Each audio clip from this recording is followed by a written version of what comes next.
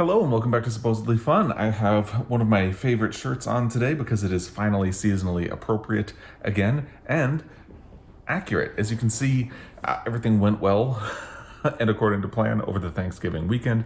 If you don't follow along, our tradition is that on Black Friday we don't do any shopping at all. We completely check out of that process. We spend the day cutting down our own tree and decorating the house, and that's what we do, and it makes us happy. So yes, everything went really well. I'm really happy. We spent all day Saturday pretty much just staring at the tree and listening to Christmas music. It's my best life, I gotta tell you. But anyway, we are here today to wrap up the reading month that was November. And if you follow along at all, I've kind of gotten back in the habit of doing Friday reads every week. And so if you follow along, none of this is really some of this won't be surprising to you, but it was not a very good reading month. I didn't get a lot done. And so what I've decided to do is, a lot of people said that they really enjoyed the Friday Reads video. I had been kind of thinking that if I do Friday Reads videos, I've already talked about all of the books that I read, so the monthly wrap up feels redundant. So what I decided to do is just do both and leave it up to you guys to decide if you want to engage in by the way, this pillow is upside down. There we go. And leave it up to you guys. You can decide if you want to engage in the Friday reads and the monthly wrap up. You know, you have the decision. I give you full permission not to watch every single video that I do, as if you need my permission, but just in case, you have it. So basically, a lot of it had to do with like election stress. The week of the election, I read absolutely nothing. I did not even make any progress in the audiobook that I had been listening to. And that kind of continued into the following week. And yeah, everything progressed extremely slowly. And I was having a really hard time continuing to read. I kind of had to force myself a couple of times to sit down with a book. So the end result is that I only actually finished one book in the month of November and DNF'd 2. So let's start with, and I still have a lot of ongoing books. A lot of books, and some of them are books that I had actually started in October, carried into November, and will now be carrying into December. It's just the way things work. Let's start with the DNFs. So I mentioned in my last Friday Reads video that I was really struggling with The Left Hand of Darkness by Ursula K. Le Guin. And I haven't responded to any of the comments on that video yet because I was busy with things this weekend. But I got a lot of good feedback. That I had been thinking that it might be my mood, but I really wasn't enjoying this book at all. And part of it felt like essays and thought constructs that were extremely radical at the time this book was published, which I believe was 1969. I could be wrong about that. No, copyright 1969. Basically, in this book, someone goes to a planet. He's trying to convince them to join a sort of federation of planets. And while on the world, he is learning more about the people who live on it. They are an androgynous society. They actually are gender fluid. They change gender. And so there is no a specific male. There is no specific female. And so it's about what society is like when there are no gender roles. And that's a really interesting idea. However, it felt a little bit more like an essay than anything else. It was, and I just really wasn't enjoying it. So the feedback I got in the comments was that's kind of an Ursula K. Le Guin thing. And there were a couple of other people who commented that they had similar problems with this book. And a couple of people also commented to give me the strength to say, you know what, focus on some joy right now. I think this is a book that I would probably like to finish at some point. But for right now, I'm putting it to the side because I need some joy in my reading life, especially heading into the end of the year. So I'm going to put this to the side and not finish it. And part of why I had been really trying to finish this was that for my Read Outside Your Comfort Zone challenge for 2020, I really needed to read a sci-fi book. And I had said that I would be thinking over the weekend what that means for my Read Outside Your Comfort Zone challenge, because if I don't finish this, I'm probably not going to hit one of the briefs.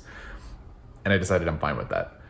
So I'm kind of suspending my Read Outside Your Comfort Zone challenge, and I have a lot of thoughts on the way I structured it and some mistakes that I made in structuring my Read Outside Your Comfort Zone challenge that I'm going to get into a little bit more when I start doing my 2020 wrap up. But I think I'm going to kind of leave it at where it is.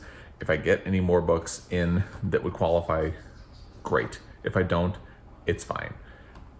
It's going to be what it's going to be at this point. So that's where I ended up on this, and I'm putting The Left Hand of Darkness to the side. The other book that I DNF'd, and I really need to return to the library because it's super late, but thankfully my library has waived late fees. It's Weather by Jenny Offill. I had kind of decided I was going to put it to the side, and then I picked it back up because it reads very quickly. I just really wasn't enjoying it at all. And the moment that I finally decided, like, no, I really don't want to do this, there's on page 66. Also, Ben stayed up late sharpening pencils he found under the couch. He set aside the nicest ones for me. I am pleased to put them in my backpack, especially this red one I thought I would never see again. I read that and I was thinking, how many pencils are underneath your couch that somebody needs to stay up late sharpening them? Like, what? That doesn't make sense. And that was kind of, to me, like the breaking point. I know that's a little shallow, but that's also kind of really weird, terrible writing. So I'm not going to do it. And this is a bit disappointing because I really did enjoy The Department of Speculation, which was Jenny Offill's previous book. And I'd heard a lot of really great things about this one. It's possible this is like a mental state thing, a result of my mental state where I'm at right now, that I just don't have the patience for this right now. It's kind of a bit of a fractured narrative where almost stream of consciousness, but not quite. It's very fractured in little bit. The story kind of goes in little bits and bursts, and each paragraph does not necessarily pertain to the one before it, but as you move forward, it adds to an overall story. I'm just not in the mood for it. I'm just not enjoying it at all. And I think there are things like the other moments, like that sharpened pencils comment, that just completely took me out of the book, and I was not enjoying it at all. So Weather by Jenny Offill is going back to the library very, very, very, very late. I think it's a month late at this point. I feel really bad about that. But, I gave myself a chance to get into it, and it just wasn't happening. So I'm officially giving up on that. Now let's get to the one book that I did finish. If you follow along, you've heard a lot about it. It's Chuggy Bane by Douglas Stuart. I absolutely loved this book. I'm very happy that it won the Booker Prize. A little disappointed it didn't win the National Book Award, but I'm glad it won one of them. And I just loved it so much for all the reasons that I've talked about before. But if you haven't seen any of my Friday Reads videos where I talked about it, this is the story of a boy growing up with his mother and his siblings in Thatcher-era Glasgow. And his mother is an alcoholic and has horrible addiction problems, anger problems, and yet he loves his mother. He tries to protect his mother, and the story is kind of a balancing act. It shifts perspectives between the mother and Shuggie, and between some of the other characters too. In the beginning, Shuggie is almost a peripheral character because he's very young at that point, and as he gets older, when he's a peripheral character, everything ties back to him. So you know that he is the focus of the story ultimately. And then in the beginning, like his sister will get some focus, but then his sister leaves the story, and so there's kind of a fluctuation of points of view over time. And as the story develops, and things happen to the characters.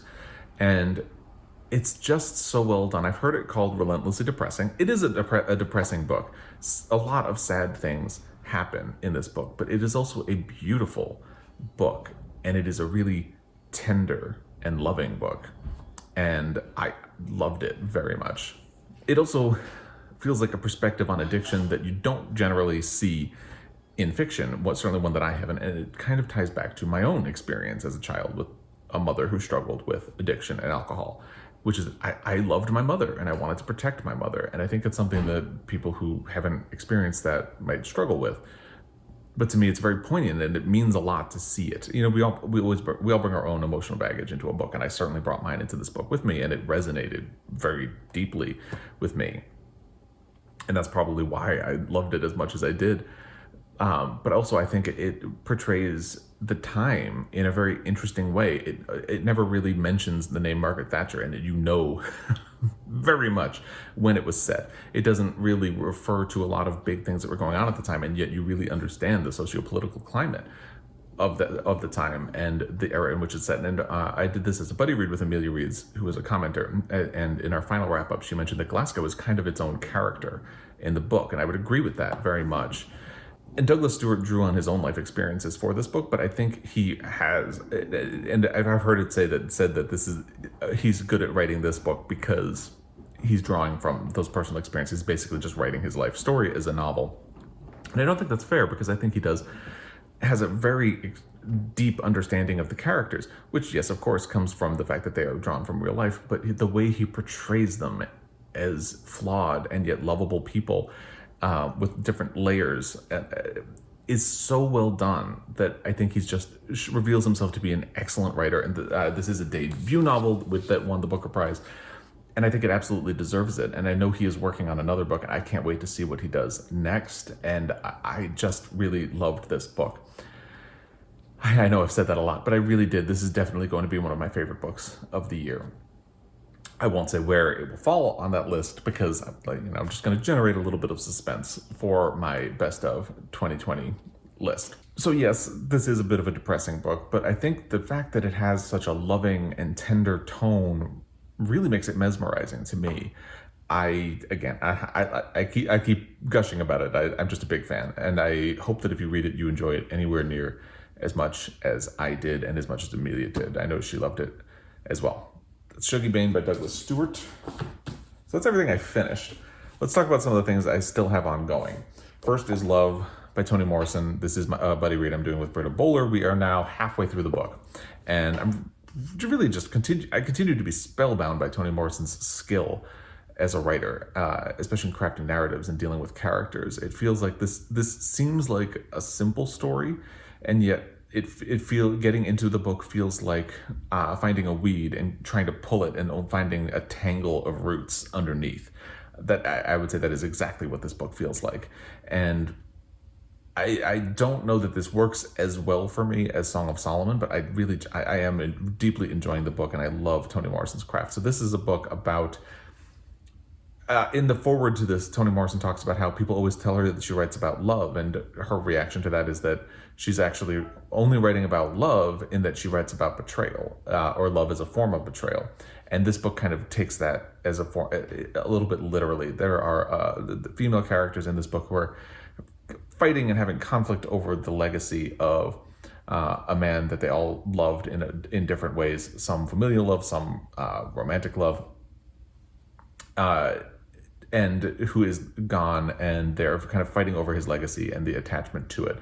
And I think it's interesting, and I can't wait to see how the last half of this book goes, because like I said, there are a lot of tangled roots in this book, and it's going to be interesting to find where they all lead. So that is one thing I'm continuing to work on, have been working on for most of November, and will be continuing to finish in December.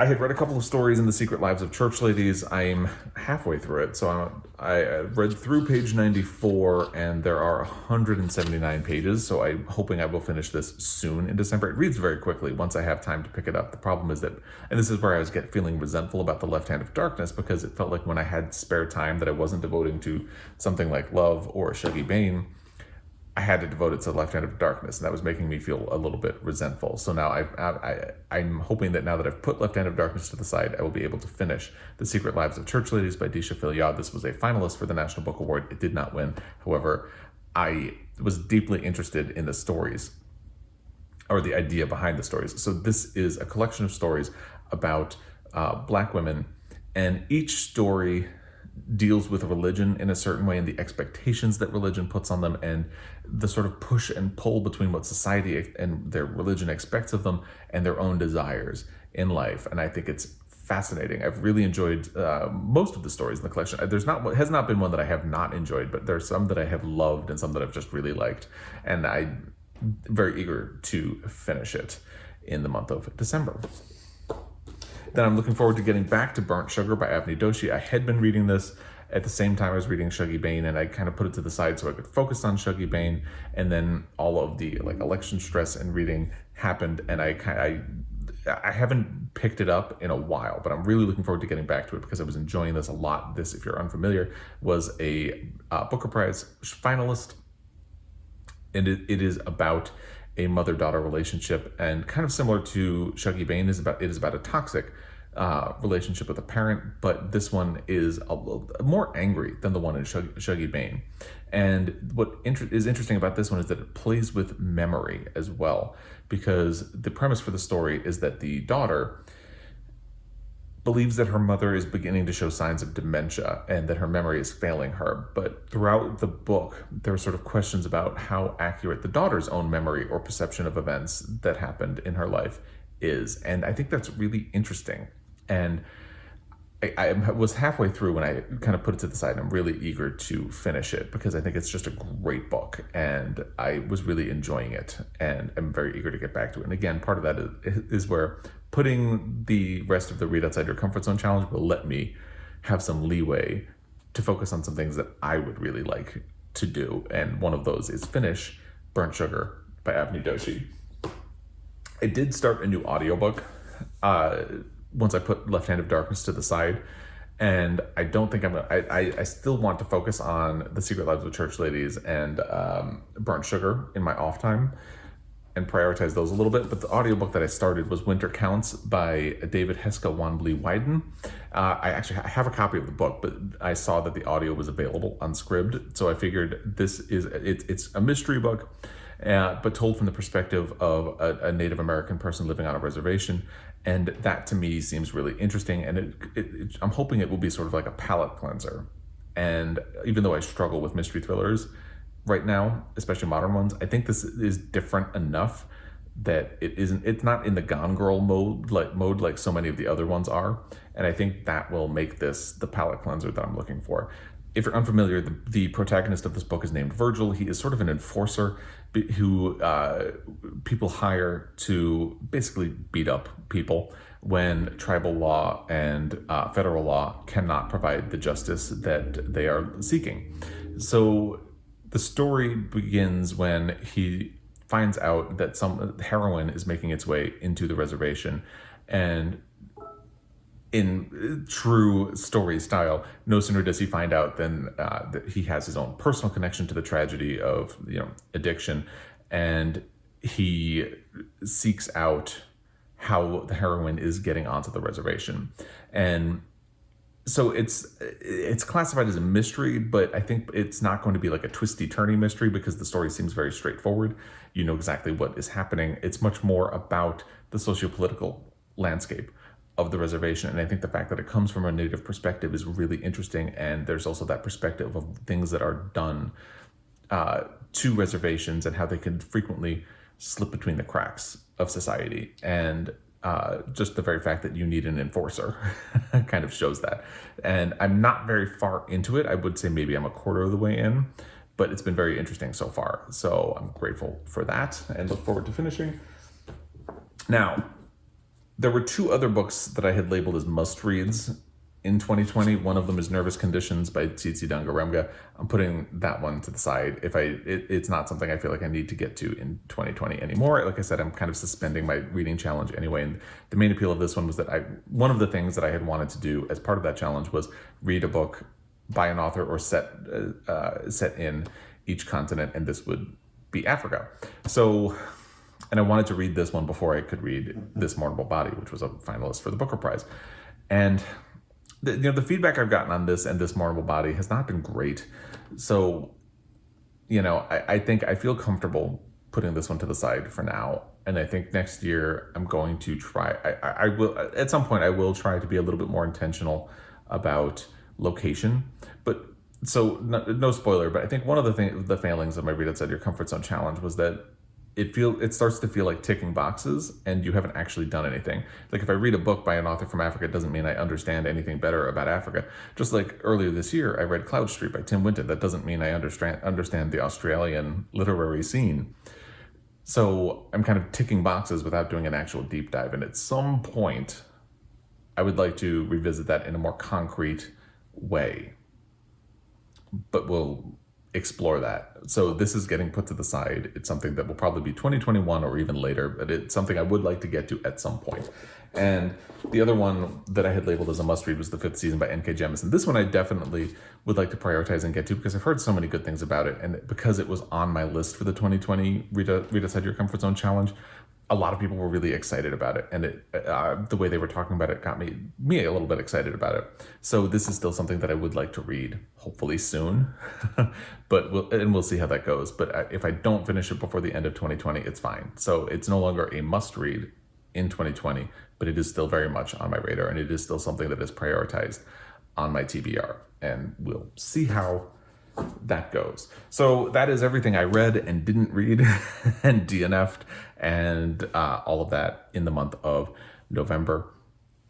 If you were, a lot of people mentioned that they were having similar struggles with reading, particularly around the election.